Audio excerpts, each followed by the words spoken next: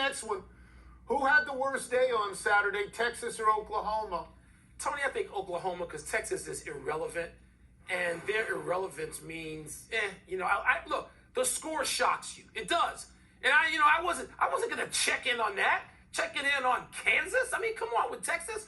But Oklahoma, my man Caleb Williams, who I'm rooting for, and he, didn't have the kind of day you should have. Nothing. But let me just tell you this. Lincoln Riley, who's supposed to be the quarterback whisperer, stop yanking 18 and 19 and 20-year-old kids in and out of the lineup. He never should have benched Rattler to start with. He could have brought Caleb in and ushered him in more slowly. And you don't yank him in a one-score game. Lincoln Riley, stop. I'm tired of hearing the praise for him.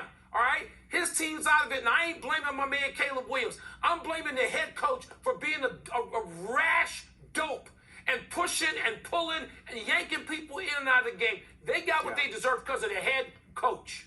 The head coach who only produces Heisman winner after Heisman I don't winner. care how they doing so far, Mike. most of them. The worst day was the guy who persuaded the SEC to take Texas and Oklahoma.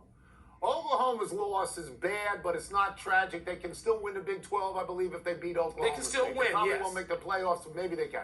The worst day by far was Texas because they lost at home to Kansas. Kansas, a team that had dropped 21 straight D1 games. A team that had never, and let me repeat, never beaten Texas in Austin, put 57 on Texas. Texas has now lost 5 games in a row for the first time in 600 years. Irrelevant, like I said. They're irrelevant. No, Kansas can't play. And they beat Texas. Neither can Texas, apparently.